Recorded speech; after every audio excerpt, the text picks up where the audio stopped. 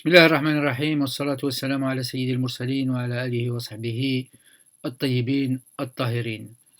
Le sujet de la causerie d'aujourd'hui, c'est le dernier livre de Emmanuel Todd, La défaite de l'Occident. Alors ce livre a attiré mon attention pour de nombreuses raisons. D'abord parce qu'on peut rattacher le thème de la défaite de l'Occident à un thème plus général qui est la notion de décadence. À cette notion de décadence des États, des empires, des civilisations a nourri et alimenté la réflexion d'un nombre considérable de penseurs, d'essayistes, de philosophes, de sociologues, etc. Et elle a même excité d'une certaine façon leur verve, leur intarissable verve. Alors, distinguons tout de suite ce qui pourrait constituer la matière réelle de la décadence ou de la défaite de l'Occident et ce qui pourrait non constituer qu'une notion qui pourrait être instrumentalisée, utilisée par des journalistes, des démagogues, des débatteurs d'estrade qui, comme vous le savez, peuplent les plateaux de télévision et à qui il arrive de raconter tout et le contraire de tout. Alors cette notion de décadence remonte à l'Antiquité grecque, elle est aux origines même de la civilisation occidentale. On n'en fera pas ici l'histoire, d'une part parce qu'on n'en a pas le temps et c'est pas du tout le sujet. Alors pourquoi est-ce que un musulman s'intéresserait-il à Emmanuel Todd? Alors Emmanuel Todd, c'est d'abord l'historien, démographe, essayiste, etc., qui a signé un livre qui lui a valu les foudres des médias qui s'appelait qui est Charlie.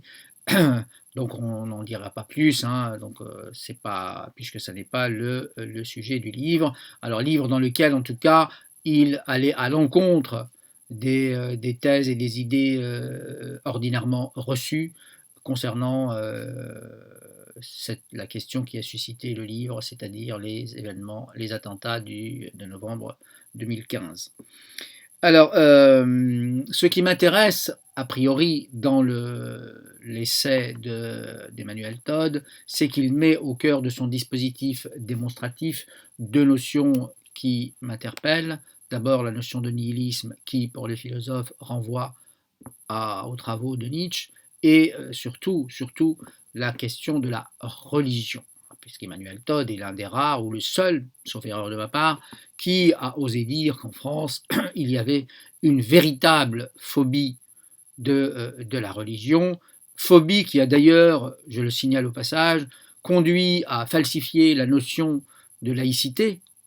La notion de laïcité que nous avons maintenant, ça n'est plus du tout la notion de laïcité telle qu'elle a été votée dans les textes de 1905, et à falsifier donc cette notion de laïcité, ce qui a permis à la droite dure et à la droite extrême de s'en servir et de l'instrumentaliser pour en faire une machine de guerre contre l'islam, comme l'a montré d'ailleurs magistralement le spécialiste universellement reconnu de la laïcité, qui est Jean Bobéro dans son livre La laïcité falsifiée.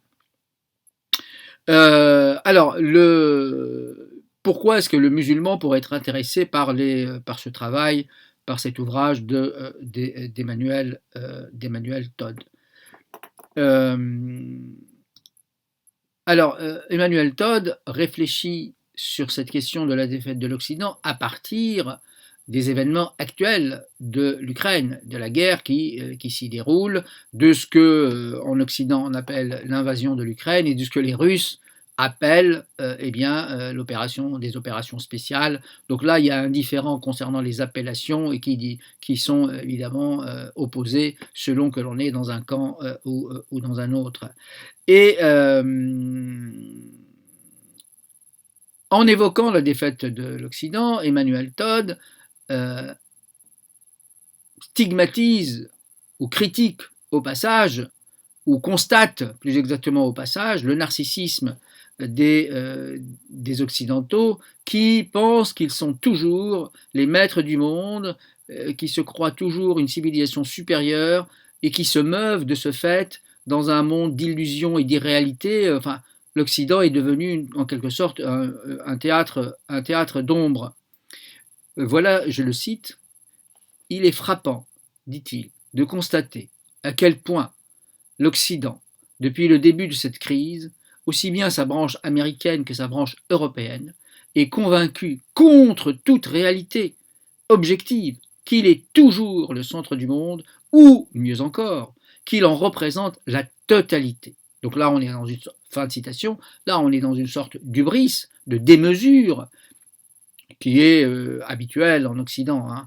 Et ce qui est encore pire que ça, c'est que ce narcissisme est contre-productif, c'est-à-dire qu'il sert non pas la cause des Occidentaux, mais la cause des adversaires des Occidentaux. Je cite Emmanuel Todd, ce narcissisme occidental, dit-il, l'aveuglement qui suit est devenu l'un des atouts stratégiques majeurs de la Russie. Donc c'est quelque chose qui est dommageable pour les Occidentaux. Alors, nul ne doutait sur les plateaux de télévision il y a encore un an ou un an et demi de la victoire magistrale des Ukrainiens, du camp occidental, de l'Ukraine soutenue par le camp occidental, et ce que montre Emmanuel Todd, et dont on a commencé à se douter il y a un certain temps, c'est que les Russes, finalement, se sont mieux préparés à la perspective des sanctions, que le rouble ne s'est pas effondré, que leur économie résiste aux sanctions, au dispositif des sanctions. La Russie aujourd'hui n'est pas aux abois, et c'est même l'Occident, dit Emmanuel Todd, qui a du mal à fournir l'Ukraine en matériel d'armement. Et la grande surprise, en tout cas moi de mon point de vue, et que Emmanuel Todd pointe avec une certaine cruauté, c'est que le reste du monde n'a pas condamné l'initiative prise par Poutine d'envahir l'Ukraine. Hein. Le reste du monde n'a pas condamné l'invasion de l'Ukraine comme s'y attendaient les Occidentaux, qui, prisonniers bien sûr de leur ethnocentrisme natif, s'y attendaient. Ils s'attendaient à ce que le reste du monde adopte la même attitude que la Chine, promue au rang d'adversaire principal des États-Unis, ne pouvait pas condamner l'initiative russe, puisque elle envisage les choses de manière tout à fait différente. Et puis, si la Russie venait à être écrasée, le suivant adversaire, c'est bien sûr la Chine. Et Emmanuel Todd ajoute que l'Inde non plus, qui est une démocratie libérale, ou l'héritière d'une démocratie libérale, ce qui est beaucoup plus inquiétant, n'a pas suivi sur ce point l'attitude des Occidentaux. Et c'est ce rapport au monde. Alors je ne crois pas que Todd le cite, mais ce rapport au monde qu'avait déjà scruté un historien anglais qui est Arnold Toynbee dans sa série de livres, sa collection de livres qui s'appelle Studies of History. Et voilà ce qu'il écrivait déjà il y a un certain temps, ce qu'écrivait Arnold Toynbee. Les peuples non occidentaux peuvent différer par la race, par la langue, la civilisation et la religion. Ils seront tous d'accord sur un point, si un occidental leur demande leur opinion sur l'Occident, ils fourniront tous la même réponse, qu'ils soient russes, musulmans, hindous, chinois ou japonais, ils diront tous que l'Occident a été le grand agresseur des temps modernes. Et c'est cette image de l'Occident qu'il faudrait quand même s'atteler à modifier, mais visiblement on n'en prend pas le chemin, puisque dans un post-scriptum à son livre, Olivier Todd écrit, je le cite, confronté à une guerre, la guerre de Gaza, qui des deux côtés tue surtout des civils, les États-Unis ont immédiatement pesé en faveur d'une aggravation du conflit. On peut dire que l'image des États-Unis est durablement abîmée. Le musulman peut s'intéresser au livre de Todd parce que pour lui, la question de la décadence est une question fondamentale. Depuis plus d'un siècle, les musulmans réfléchissent sur les causes, les facteurs qui sont intervenus dans l'éclipse de leur civilisation qui a été si brillante au Moyen-Âge.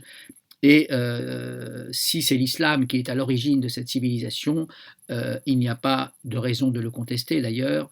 l'équilibre de cette civilisation devrait s'expliquer par le retrait de l'islam, en tout cas du principe vivant de l'islam qui est le désir de savoir, le désir de science, puisque l'islam s'est constitué contre la jahiliya, c'est-à-dire contre l'ignorance, contre cette forme de barbarie dans laquelle les Arabes d'avant l'islam vivaient. Et c'est l'équilibre de ce principe qui signe l'anémie de la civilisation musulmane, à n'en pas douter. Ibn Khaldoun, l'un des grands historiens et l'un des tout premiers sociologues, le fondateur de la sociologie et de l'histoire critique, mais cela, on ne l'apprend pas dans les manuels. Enfin, vous n'allez pas apprendre aux enfants français qu'un arabe est à l'origine de la sociologie. Vous n'y songez pas. Mais comme on a décidé d'ignorer les autres cultures et de les tenir pour barbares, eh bien, on peut raconter n'importe quoi et établir de fausses filiations. Donc Ibn Khaldoun s'est penché sur cette question de la décadence et de la désintégration des États et des empires. Et on peut se servir de l'analyse d'Ibn Khaldoun et l'appliquer au thème que Todd développe aujourd'hui. Si Ibn Khaldoun était encore parmi nous, il dirait sans doute que la déroute de l'Occident peut s'expliquer par deux éléments principaux. Par la disparition de l'esprit de corps, on le voit au ravage de l'individualisme, forcenés de nos sociétés qui se gargarisent de leur prétendu humanisme, tolèrent l'existence de ghettos, de taux de chômage et d'exclusion très élevés, de gens vivant dans l'isolement et dans la solitude. Rien ne soude donc cet Occident atomisé qui se caractérise par une anomie fondamentale. Et le second facteur qu'évoque Ibn Khaldoun, c'est l'argent. La voracité insatiable de l'administration fiscale décourage l'initiative et faisant fuir les gens, dépeuple les pays et les appauvrit au moment même où les dirigeants vivent dans un luxe de plus en plus dispendieux et extravagant. On voit par ailleurs l'ampleur du déficit américain et des déficits des États européens et, Ibn Khaldoun dit, lorsqu'un État commence à se désintégrer ou un empire commence à entrer en déliquescence, ce sont ces deux fondations qui sont atteintes, c'est-à-dire l'esprit de corps et l'argent. Et donc, Ibn Khaldoun nous donne des clés qui permettent de comprendre ce qui se passe à notre époque dès qu'il s'agit de la dissolution des empires et de la déliquescence des États, de l'agonie même des civilisations. Je recommande sa lecture, puisqu'il est disponible en traduction française pour ceux qui ne lisent pas l'arabe, même si la dernière traduction française n'est pas totalement satisfaisante. In fine, si la défaite de l'Occident pouvait signifier la fin de la domination occidentale, c'est-à-dire la fin de 5 siècles de pillage de la planète, d'invention qui a vu l'invention d'un mode de production tout à fait ravageur et destructeur qui est le capitalisme, qui a effectivement condamné des milliards d'êtres humains à manquer du nécessaire. Et si cette défaite de l'Occident pouvait signifier la fin de tous les fléaux qui sont liés à ce mode de production capitaliste, ce pourrait être une perspective plutôt libératrice. Wassalamu alaikum wa rahmatullahi ta'ala wa barakatuh.